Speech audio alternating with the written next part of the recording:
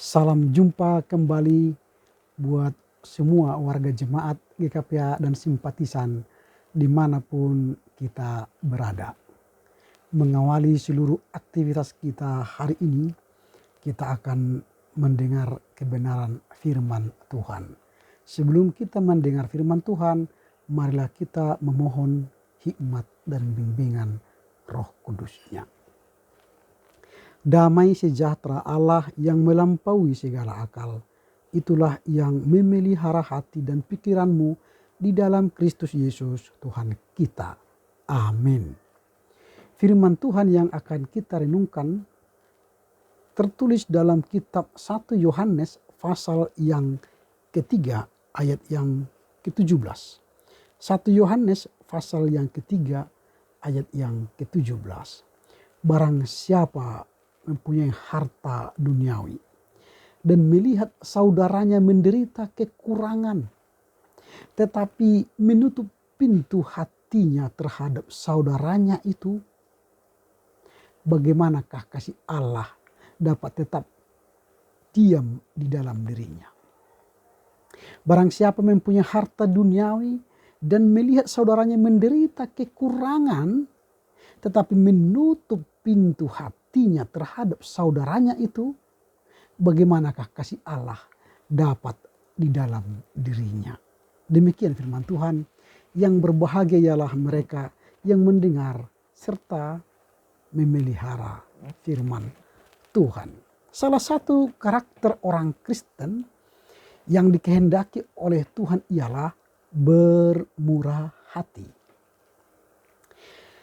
Itu dikatakan oleh Yesus, hendaklah kamu bermurah hati sama seperti Bapamu adalah murah hati. Lukas 6 ayat 36.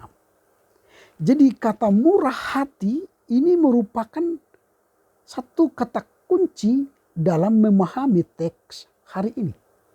Karena hanya orang yang bermurah hatilah akan mampu melihat kekurangan di dalam saudara-saudaranya, lalu membuka hati untuk menolong orang yang kekurangan itu, saudara kita yang kekurangan itu. Dan itulah bukti bahwa kita memiliki kasih Allah karena kita bermurah hati. Kata bermurah hati ditegaskan oleh Yesus ketika dia berkhotbah di bukit. Berbahagialah orang yang murah hatinya karena mereka akan beroleh kemurahan. Berbahagialah orang yang murah hatinya karena mereka akan beroleh kemurahan. Matius 5 ayat 7. Murah hati berarti kita memperhatikan orang lain yang sedang kekurangan. Atau kita menawarkan bantuan kepada orang lain yang sedang mengalami penderitaan. Murah hati bukanlah hanya sebatas perasaan, ih kasihan ya, ih bukan. Jadi bukan atas perasaan kasihan, tapi kita harus berbuat menolong orang lain. Mengeluarkan tenaga, pikiran, bahkan isi dompetmu menolong orang lain. Itu. Jadi Rasul Yohanes sangat tegas dalam teks yang baru saja kita baca itu, supaya kita itu bermurah hati. Barang siapa yang mempunyai harta duniawi, maka milikilah harta duniawi itu dengan baik, kelola untuk menolong orang lain. Tetapi kalau kita tidak mampu menolong orang lain dengan harta duniawi yang kita miliki, maka tidak ada kasih Allah di dalam diri kita. Itu jelas. Nah, dari teks yang kita baca ini, apa yang hendak kita renungkan? Atau apa yang hendak kita lakukan? Yang pertama, orang yang mempunyai murah hati berarti ia punya kepedulian yang tinggi terhadap orang lain dan mau terlibat menolong orang lain. Itu yang pertama. Jadi orang yang mempunyai hati yang murah hati, dia punya kepedulian dan mau terlibat menolong orang lain. Menarik. Jadi memang kata-kata bermurah hati ini tidaklah hanya di bibir saja. Rasa peduli itu tidak hanya tinggal rasa, tapi rasa peduli itu harus dilanjutkan dengan aksi dan terlibat dalam menolong orang.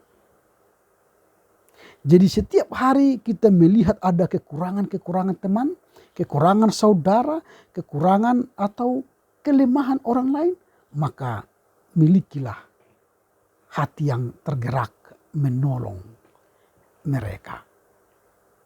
Nah, itu.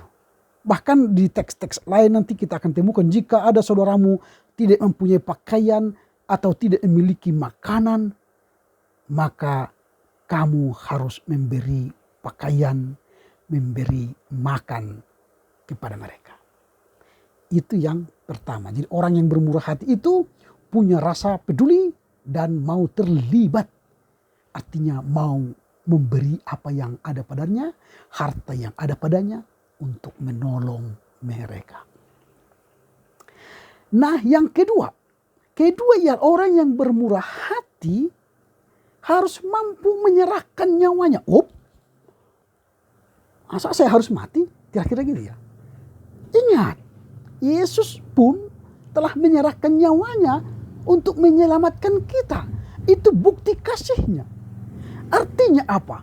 Bahkan kita mampu menyerahkan nyawa kita, menolong saudara kita yang lemah, yang miskin, yang tidak punya apa-apa. Itu berarti hartamu pun, kekayaanmu pun, berilah menolong mereka yang kekurangan. Jadi kalau tidak mampu memberi nyawa, kasih uangmu. Tidak mampu memberi uangmu, kasih tenagamu, kasih pikiranmu, kasih idemu. Itu. Hanya mendampingi mereka pun dalam penderitaan itu sudah bentuk dari bagian memberikan yang terbaik untuk teman. Kita mendengar dia cerita ketika dia mengalami kesedihan, kita menjumpai dia, kita ngobrol-ngobrol dengan dia, menghabiskan waktu bersama dia, itu sudah menolong saudara. Maka rajinlah mengunjungi saudara, supaya kita menunjukkan kita punya kasih Allah yang kita bagikan kepada mereka. Itu yang kedua. Lalu yang ketiga, orang yang bermurah hati ialah orang yang memiliki kepekaan terhadap penderitaan saudara-saudaranya. PK artinya jika orang lain itu memiliki pergumulan tanpa diceritakan pun kita tolong. Tanpa disebut pun permohonannya kita tolong. Itu PK. Dia mampu merasakan orang lain, penderitaan orang lain, empati dan simpati kepada orang lain. Nah, itulah yang menarik dari teks ini. Itu sebabnya dikatakan oleh Yohanes, anak-anakku, marilah kita mengasihi bukan dengan perkataan atau dengan lidah, tetapi dengan perbuatan di dalam kebenaran. Jadi perbuatan kita pun harus dalam kebenaran. Perbuatan kita jangan asal-asalan maksudnya, tapi dalam kebenaran, dalam koridor firman Tuhan. Yang menjadi penutup, menjadi kaya itu menjadi sesuatu yang dibutuhkan orang dan itu berkat Tuhan.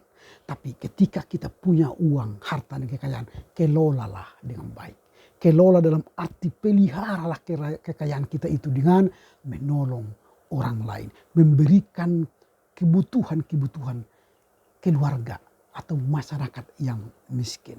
Karena dengan mampu mengelola dengan baik, maka kita adalah orang yang diberkati. Salomo sendiri mengatakan kekayaan itu bisa mendatangkan malapetaka dan kecelakaan. Nanti ke Pengkhotbah 5 ayat 11-12, kekayaan itu kalau tidak dikelola dengan baik itu bisa mendatangkan kecelakaan.